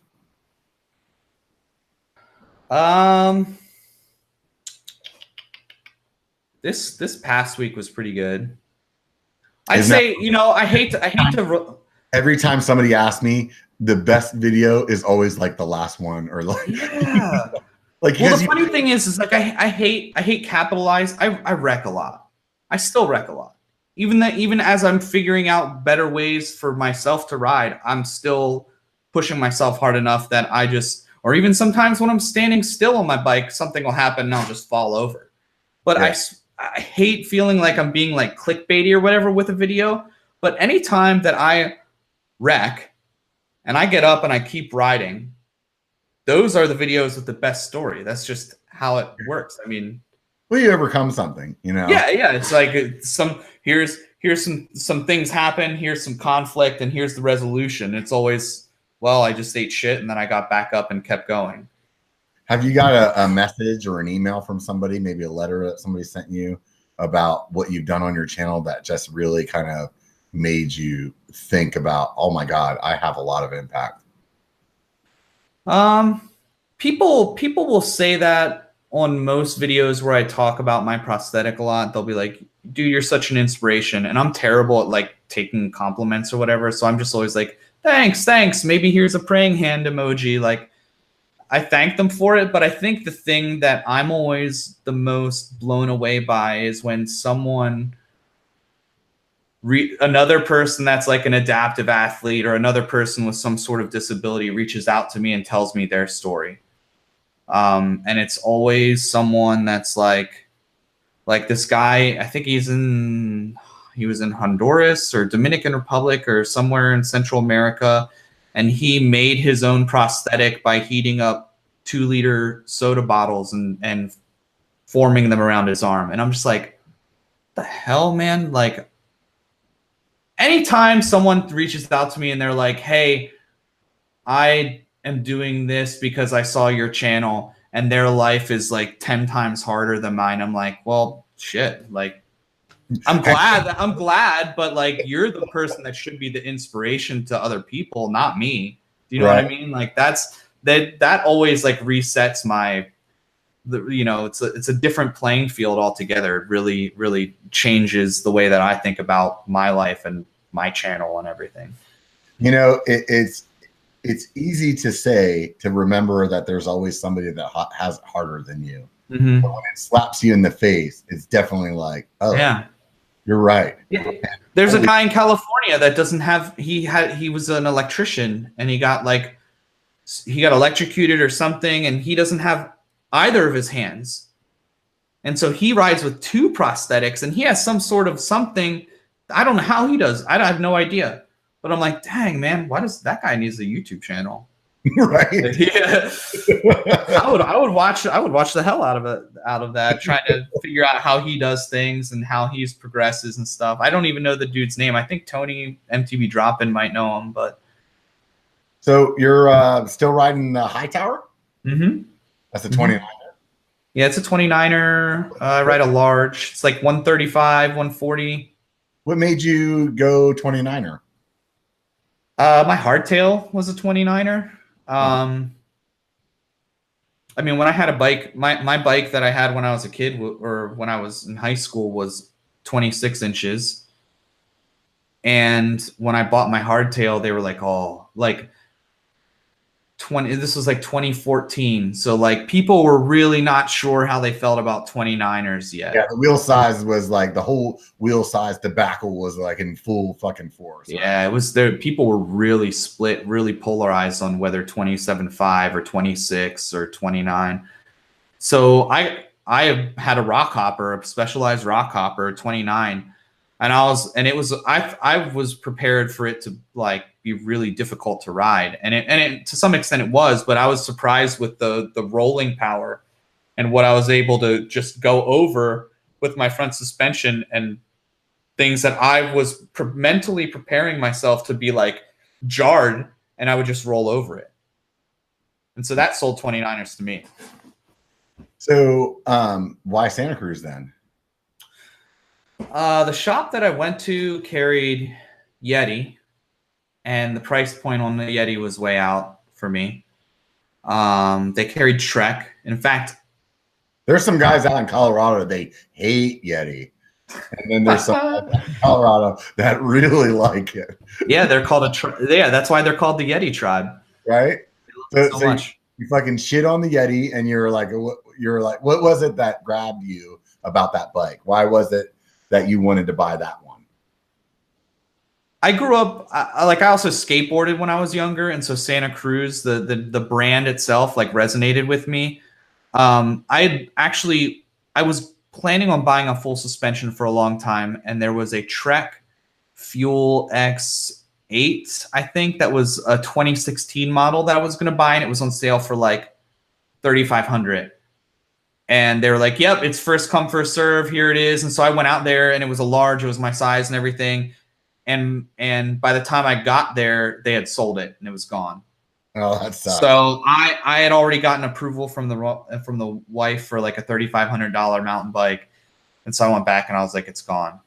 And I still want a bike just as more now than I did before. Right. like you lost something, right? I was so close, and then I lost it. And she was like, well, just buy the bike that you want. Buy the bike that you're going to ride, and it's going to make you happy. And so I I rode the high tower around the parking lot. I didn't even take it to the trail. And I just like cornered with it and I didn't have a prosthetic, so I wasn't even that skilled of a rider then, but it felt like a good fit. Just felt right. Yeah, it felt right. So it meant something though. That's interesting to hear. I mean, because like I totally can relate with what you're saying there. I mean, we were having a conversation earlier about like branding your channel, you know, and that brand recognition could be enough just to push you over. Yeah. You know, plenty of guys that go out and maybe the first bike that they bought was some hardtail that was a bottom of the line or something like that. And just because they had fun on that bike, when they go back, they're like, I'm buying that brand again. Yeah, it's why I looked at when I first started riding again and I bought that hardtail, I was looking at KHS full suspensions, not because I knew anything about how well they were constructed or anything. I just knew that I had it when I was a kid. And so that branding, like that sentimentality, like stuck with me. Yeah, no, it totally is that way. When I got back into riding, I went into the shop and it was like they had this one bike. I think it was a Specialized. It was probably like it was one of the Specialized, the full suspension, like stump jumper or something like that. And that was like the New Year model. And then, but you know, like the New Year model is always more expensive than the last year's model that they're trying to get rid of. And there was a last year's model of a Cannondale Prophet. And that was like, you got more bang for the buck because it was like marked down. And when I rode both the bikes, they both felt good. But that Cannondale Prophet had a lefty on it, which looked weird as fuck. But there was that guy that I was talking about earlier that was in our group back in the 90s that had that full suspension bike. It was a Cannondale. And so it was like that kind of was in my head. And I was like, oh, yeah, that was a really good bike. That was like the best bike. And the thing that really like made me pull the trigger on it was the new bike had, or the Cannondale had hydraulic brakes and the other one had like mechanical brakes. And those hydraulic brakes were just so fucking good that it was like, oh, wow. That is like something that I could like tangibly feel for a guy that hadn't ridden in a long time. Like, this is better, you know? And that was really what did it. And I love that bike, man. It was I remember Cannondale, everyone geeked out so hard on Cannondale because they used to have like those fat ass welds. Like the welds were like really puffy and it was like the beefy bike that if you had enough money, you would buy. Yeah. It's sad to see that company has like, I hate to say this. I mean, for all intents and purposes, it just is not what it was before. You know, they used to be all American made. And I think whenever they got bought out by whoever the conglomerate was, like, they're still making good bikes. If you're riding a Cannondale, you're not in the wrong. You know what I mean? But it's definitely like something's lost. And I can't put a finger on it, but it's definitely like, it's kind of like Mongoose, dude. Like when we were kids back in the day, dude, like you would have beat somebody out and took their shoes for a fucking Mongoose Decade Pro, right? You know what I mean? Like that was the BMX bike to have. And now it's like you say Mongoose and people are like, oh yeah, they sell them at Walmart. Yeah. Or GT was another big brand back then, and they're making a comeback now, but they were dead for a while. A couple of those brands are coming back. I mean, Diamondback now working with Seth. I think they're doing the right thing. Haro, I saw them at Interbike. I was like, they're still around. I didn't even know. They're huge here. They're like the BMX bike of choice. Like all the bike shops here carry Haro. But I'm talking even mountain bike. Like you go look at them. Oh. If you guys are on a budget, think of the bikes. If you're in my age range, you know, 35, 45, something like that. Like if you're on a really budget, go look at the bikes that you remember being badass when you were a kid. And right now they're putting out some, like most of their bills are on the lower end of price wise compared to like these boutique bikes that like Santa Cruz or Yeti or whatever. But the builds are fucking legit, man. Yeah. And at the end of the day right now, these bikes are good. You know what I mean? So you will get what you pay for. If you pay $1,700 for a bike, like you're going to get $1,600, $1,700 bike. But those companies, I feel like, are putting a little bit more value into that because they're trying to rebuild their brand. Yeah, Fuji is another one. Fuji was one that was like almost like borderline Walmart type of bike. Not that there's anything wrong with that. It was just not a boutique brand. And now they have like Brian's friend Lauren Gregg runs their race team, and she's a former racer. My buddy Jimmy races for Fuji. Like they have like a really nice enduro race team right now. That's funny. I didn't know that about them. Honestly, I always thought Fuji was one of those like boutique brands. They're not. All I knew is that my mom had a Fuji hardtail, and Fuji made road bikes for a while. And my understanding was that they were like the Nishiki, like the lower end. Oh, yeah. So I never knew anything about Fuji. So whenever I heard the name, I was like, oh, yeah, must be good because I've never heard of them. So they're probably like special. Yeah. Well, now I think they have a really nice enduro. I mean, they have an enduro race team, and I think they have really nice enduro bikes, supposedly. So yeah, it's funny. I think that if you go out and you buy any bike right now, what you're gonna get what you paid for, no matter what. Whatever your budget is, spend that. Don't feel like you need to go out and spend more. Like don't feel like you need to break the bank. Like the extra parts that you're gonna get for another $500 are either gonna A, break because it's mountain biking, or B, not make a fucking difference. So just get what you can afford and go ride. Mm-hmm. And then once you're riding, then you'll know, hey, I do like this, or I don't like this. But at the end of the day, like, dude, buy anything. Whatever your budget is, buy it. And then like you said, it's the engine. It's not it's totally the engine, man.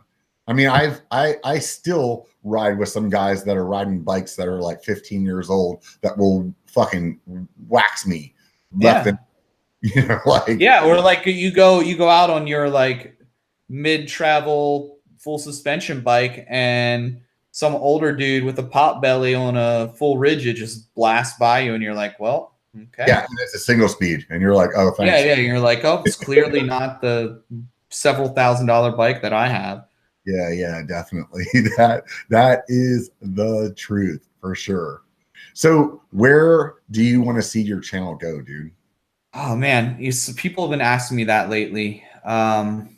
Like when you do business, you're always supposed to have like a 5-year plan. Yeah. I don't have an end game. I'll say that. That's my problem too. It's like I honestly like I am so like what you said earlier, focused on just the next goal that I really haven't done enough. Like I haven't taken the time to sit down and think about the long game. Yeah. Well, I read this book called The Motivation Myth, and that's the same. They kind of address that. Like, if you set a goal of I'm gonna do this thing by this certain time, or at the end of before I die, I'm gonna do this thing, you're gonna disappoint yourself. You're only gonna do a fraction of the things that you wanted to do by any certain timeline. But if you make it like too outlandish, I think. Yeah. Like it would be feasible. Like if you had told me last year that I'd have 5,000 subscribers by the end of 2018, I'd be like, oh, okay, whatever. I don't. Yeah, you wouldn't. Like I knew you last year, and I told you when you and I first. I think I did a live stream with you to help you get to 1,000 so you could get monetized. Oh yeah. And I was telling you at the time, you will catch up to me, dude. Like your content is good, your mindset is right. You have your shit is lined up. You will catch up to me. Where are you at right now? Like 5,600, 5,700 or something. Caught the fuck up. Yeah, I didn't think it was. So my point is like you set things, and even with YouTube, you don't set things that are specific to numbers on YouTube. You set things like I'm gonna do one video a week, every week for 52 weeks, or I'm gonna. If it has to do with just bike riding, I'm gonna go out and I'm gonna clean one feature that I didn't the last time I rode there, or I'm going to go and get one PR on Strava for one of the 30 segments for this ride. Like you don't set these big goals that are unattainable because you have to take the small incremental steps to get there. So you do the little things to get you to where you want to be. Yeah. Like if you had told me, hey, you're going to finish an enduro series this year as the only rider with one hand in the field, and you're going to place 12th out of over 50 riders, 60 riders, however many there were, I'd have been like, oh, bullshit. There's no way, dude. You would have been against yourself, wouldn't you? Yeah, but if you had said, hey, you are going to go out and pre-ride, and you're going to try this section that you walked before, or you're going to go out and you're going to go try to PR this one stage of the race just by or you're going to put in these extra 2 pedal strokes before you go down this really steep incline, whatever it might be. Like you take those baby steps, and eventually those things incrementally get you to where you didn't think you were going to get to. So if you were going to rub your crystal ball, where would you be at this time next year? This time next year, I'm going to have 52 more videos. That's what I'll tell you. No, and I'm gonna. Where would you like to be? Whether it's subscribers, whether it's like community, whether it's like in how you're building your story. Yeah. Where would you like to see like yourself just more polished, or like what is it that you are striving for? I'd like to do more than just a POV story. I'd like to actually, because I'm starting to script some things. When I do voiceovers now, I type it up in Evernote, and then I do the voiceover to match, and then I shape the story of the trail around it. But I'd like to do more things that are not like, I'm starting to get into reviews. I'm starting to get, I'd like to, because I want it to be a creative outlet, right? I'm partially, it's partially like a notebook of like the trails I've ridden, but I'd like for it to be more than that. Like I'd like for it to be like, I'm doing these things, or I'd like to do some of these like really funny, they call them tentpole videos, but things where I just do like off the wall things, and it's scripted, and I write a script and then execute on it and make it a funny video, right? I think you definitely have the humor down. I mean, I've told you this, plenty of times before, like your Terrible Technician series, I think is freaking out. It's awesome.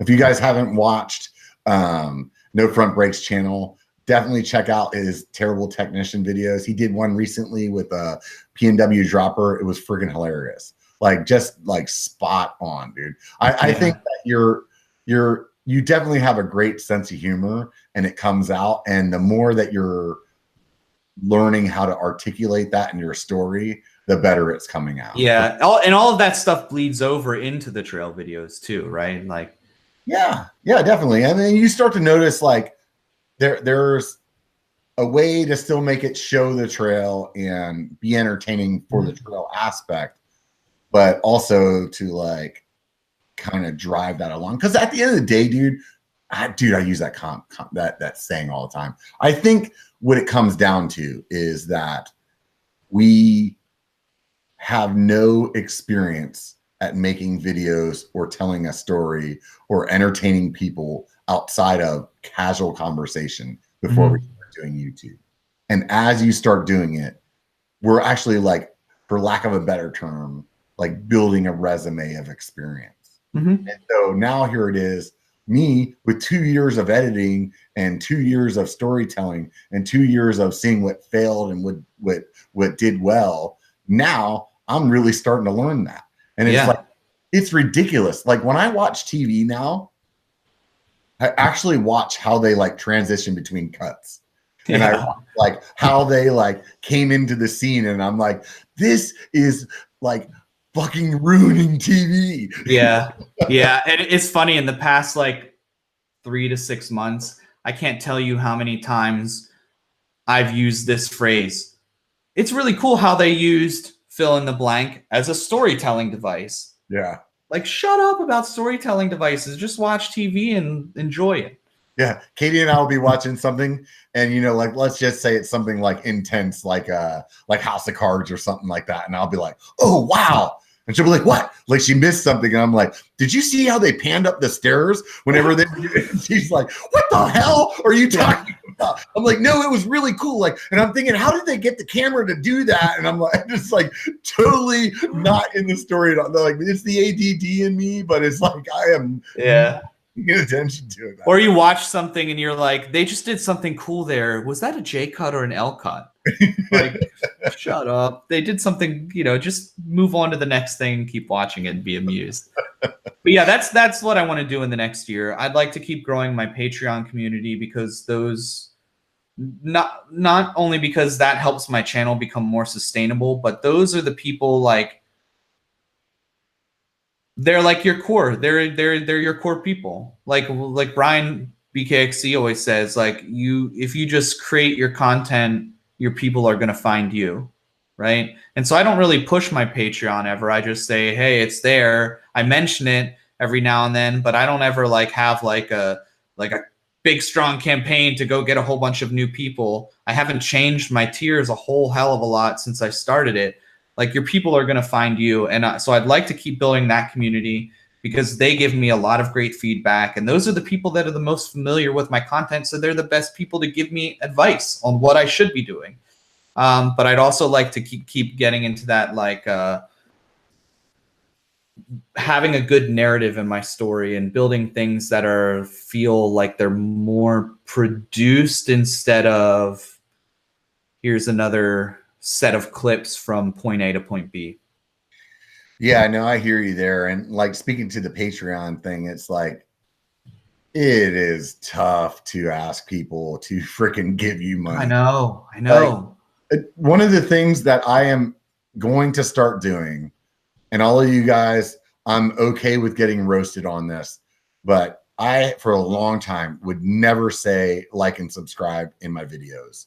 And I hate it. I hate it when people tell me that. I hate it when I watch videos say that. It just gets under my fucking skin. I'm like, yeah, I get it. I watch YouTube. I know how it works. But this is the thing, man. That hitting the button of liking it. So you guys are listening right now, better hit the like button. Hitting that button of the liking or hitting that button to subscribe, that unfortunately is really fucking motivating. Yeah. Like if you get on your channel and you have, watched over 3 videos that you spent God knows how much time on, and your subscriber count's not going up, or you made that one video and you really were happy about it and it has like 10 likes out of like 3,000 views, you're like, well, man, I'm obviously not doing well. And they're like, it is so easy to just beat yourself up on these like algorithm kind of stats, Mm-hmm. Well, I'm shameless about that part of it because it doesn't cost anybody any money. So whatever, I'll say it. But I won't. It's hard. It's also hard for me, and you're probably in the same boat. When you say I have this Patreon, you can come check it out if you feel like it's hard for me to really like put steam behind that because I have friends that like Brian and Alex, like Seth, BCPOV, Lone Ranger, like there are people whose livelihood is like part of their action. Like I'm just hoping to have a Patreon just so I can, pay for like Epidemic Sound for music or for my cloud hosting or for like some of the props that I use. I went to Home Depot twice today to buy little pieces of hardware to film this next video.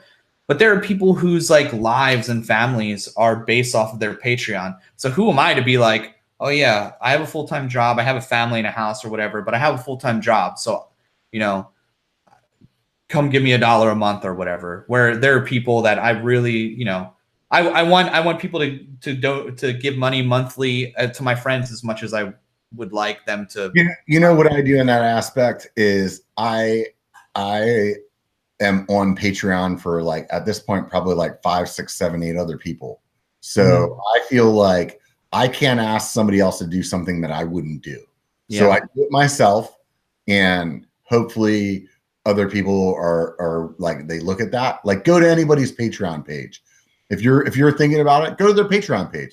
It'll show you right there if they are supporting anybody else. If they're not supporting anybody else, personally, I would consider not fucking putting money to them, because it's like, you're going to ask me to do something that you're not willing to do yourself. Like that to me just seems a little back-ended to me, but hopefully I'm not stepping on somebody that's a good friend of mine's feet right now. If I am, hey, I still feel that way, but like at the end, like, oh God, I don't want to say it again. I almost said it again.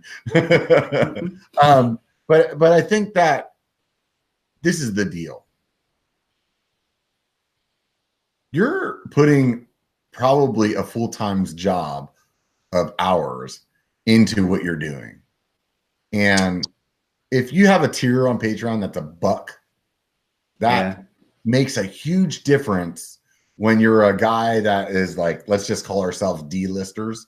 Like, that $1 a month that somebody could do on Patreon, if you're giving them coupons and stuff like that are helping like circumvent that like cost to them, like that's going to make a huge difference because we're not getting 100,000 views. We're not the YouTube truck, U-Haul truck of money is not coming on our porch. So don't feel bad asking. Just, give the value and hopefully like your people are there, Yeah, and that's the thing is that people don't realize the impact of just that. Because like if you get 5 $1 Patreon people, that's the same as hustling to make, what is it, CPM is like $1 is every like 3,000 to 4,000 views. So that's like 15 to 20,000 views on your videos is just having those 5 people say, yeah, I'll give you $1 a month. Right. And our videos are maybe somewhere between, if we're okay video is 1,500 views. If it's a great video, we got 5,000 views. So you're still talking about somewhere between 5, maybe 4 or 5 to maybe 8 videos that took you 3 hours to ride, 9 hours to edit. And so it is what it is. I feel like I'm beating a dead horse there. Yeah. I don't want to fucking make everybody. I'm realizing that it's that as you change, as I'm trying to like change up my format to get away, like I'll still do writing and that'll be a part of it. But as I'm trying to like do some of these, like, because I listen to a lot of comedy podcasts and I watch a lot of comedy like on Netflix and stuff. So as I have these ideas for like pretty stupid videos that I think will be really funny, I'm realizing how much time it takes to plan and film them. It's an insane amount of time, way more time than me going out and writing and then editing it together into a story. Yeah. I when I first started, I did an interview with Gene. I think I had Gene from Regular Guy Mountain Biking. I always fuck it up whenever I say his channel name. Hopefully I said it right. Yeah, that's it. Regular Guy Mountain Biking. And I think I asked him, either it was on the interview or off the interview, it was like, how long do you take to edit? And he's like, I usually tell people it's 3 times as much time as it took me to ride. Mm-hmm. And as much as I don't want to say that's true, every time I think about it, it is. Mm-hmm. So it's a 3-hour ride. It's 9 hours of editing, getting your thumbnail, getting your like all your shit in a row, like writing your show more, getting the links for Amazon or whatever. Like it all adds up, man. So either way, dude, this is the deal. I really appreciate you taking the time to sit down here with me today. We're rounding the 2-hour mark right now. I wanted to make sure that I let people know. I actually have Biker Bar booked out into January, and I realized that I never tell people what next week is going to be. And I'll tell you guys right now, there's 2 reasons I do that. A, sometimes shit falls through, and B, I don't want to like make anybody feel bad, like, hey, their daughter was sick, so they couldn't make the episode. But I'm going to try to let you guys know a little bit more in advance. So right now, I'm telling you that next week we're going to have Cushcore on, and so that'll be a really fun conversation. If you guys aren't familiar with them, they make an insert for the tire that is supposed to help your suspension and your cornering, and also like help you from maybe messing up those nice rims that you got. Yes, it works. It works. I use one. So they are also very difficult to install from what we've been told, but moving along from that, we'll talk about all that next week. So Sundays, 5 p.m. PST, that's when the Biker Bar is on. If you guys have been here this whole time, thank you so much. Please hit the subscribe button if you enjoy it and you want to see more. There's a little bell next to the subscribe button. That means you get notifications. Hit the bell, you'll get a notification. Don't hit the bell, you might not know when something happens. The like button, that looks like a thumbs up. So you click that, it makes me happy. So I like being happy. So please click that. I really appreciate that. Outside of that, this is also a podcast. So some of you guys do watch this live. Some of you guys catch this later. If you listen to the podcast, whatever venue that you listen to the podcast, write a review for the podcast, because that's like hitting subscribe. That's like hitting thumbs up. That's like giving it a star or whatever it is. It makes it better for me, makes the channel grow. It makes the podcast grow. And hopefully we can really take this thing to another level. I am looking to see this grow, and I really want the support of all of you guys there. So all you got to do is take that little call to action, push the button, maybe type some words. That'd be awesome. Eric, give me a little bit of a goodbye, man. Tell me what you want people to remember. Yeah, the main story behind my channel is that, you know, with a little stubbornness and some dedication, and it doesn't even have to be mountain biking, you're capable of things that you don't know that you're capable of. All you have to do is take a step to get out, push yourself outside your comfort level, and you can do more than you know. But it's great being on here. I watch the B1KER Bar pretty regularly, as much as I can, and I consider you a friend. And just watching the comments on the side, we have an awesome community, a lot of names that I recognize. So appreciate you having me on. Yeah, definitely, man. If you guys have not been to Eric's channel, it's called No Front Brakes. So you can go to YouTube and search that. I'll put it in the show more for sure. Definitely stop by his channel, hit the subscribe button over there. And thank you again, Eric. I really appreciate you being here. This is awesome that we had a 1,000 subscriber live stream. I think that's the last time that we had like an official live stream together. Yeah. And here you are rounding up to $6,000 right now. I know you wouldn't have believed it if I would have told you then. That wasn't even a year ago at this point, dude. Congratulations. Thank you. Thank you, dude. Thank you for being part of the B1KER Bar, something that I'm trying to build. And I appreciate all you guys out there, dude. Seriously, outside of all the talk about Patreon, outside of all the talk about subscribing, the thumbs up or whatever it is, those of you that are here, that are listening, that are tuning in, even if you're not subscribing, I don't care. Just watch the videos, enjoy what you're doing, and remember that it only takes a bike to be a biker. So get out and be one.